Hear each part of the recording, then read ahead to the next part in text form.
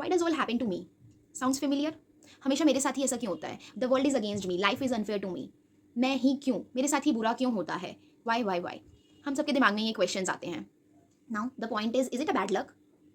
No, it is not a bad luck, it is a victim mentality. जब हम हमें अपने आप को एक ऐसे लूप में फंसा लेते हैं कि हम अपने आप को विक्टिमाइज करना शुरू कर दिया, वी स्टार्ट बिलीविंग कि लाइफ अनफेयर है मेरे साथ और मेरा इसके ऊपर कोई कंट्रोल नहीं है, कुछ भी बुरा हो रहा है, मैं इसको ठीक नहीं कर सकता हूँ।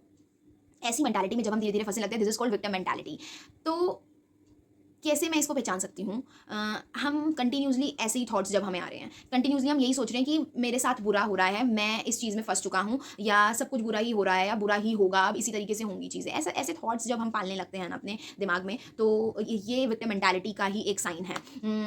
आप कोई भी सिचुएशन आ रही है, खुद को विक्टिमाइज करे जा रहे हो। आपके सामने कोई डिसएग्री हो रहा है या फिर आपको फीडबैक भी दे रहा है, तो आप उनको डिफेंसिवली रिएक्ट करते हो। आप उनकी बात को नहीं सुन रहे हो, आप उनको वो उनके पॉइंट को वो वैल्यू नहीं दे रहे हो, आप खुद को विक्टिमाइज करे जा रहे हो बस।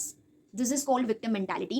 And see, you are not broken, you are not cursed, it is just a loop and break that loop, it is in your hand, it is your choice. ऐसा नहीं है कि कोई भी व्यक्ति इस मेंटालिटी में फंसे रहना चाहता है। डेफिनेटली कारण होते हैं, कुछ पास्ट ट्रॉमा है, या सेल्फ एस्टीम की कमी के कारण, या lake of self control over your past experiences. It might be possible कि आपकी कुछ फैमिली या कल्चर बैकग्राउंड्स या बिलीव्स ऐसे रहे हैं कि आप ऐसे ही बिहेवियर को डील करते आ रहे हैं शुरू से, तो इस कारण से भी आप विक्टिम मेंटालिटी का शिकार बन सकते हैं। Now you can come out of that, definitely आप अपने आप को बाहर निकाल सकते हो इसमें से। सेल्फ अवेयर, आप जानो कि मेरा ये थॉट आया है, ये गलत है थॉट मेरे लिए, तो आप उस थॉट पे कंट्रोल रखो। सी, जैसे हम लाइफ में बाउंड्रीज सेट करते हैं, वैसे ही हम हमारे माइंड में आने वाले कितने थॉट्स हैं, हम सबको तो चैनलाइज नहीं कर सकते ना, तो हमें बाउंड्री सेट करनी है उन थॉट्स के लिए भी। हमें हमारे लिए जो थॉट्स अच्छे हैं उन्हीं को चैनलाइज करना है, हमें कंट्रोल रखना है अपने थॉट्स के ऊपर, कि हमारे थॉट्स हम पर हावी ना हो।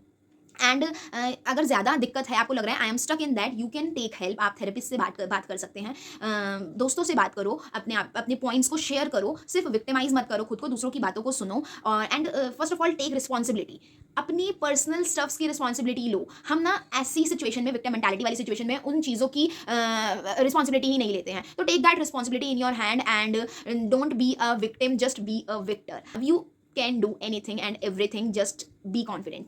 Best of luck.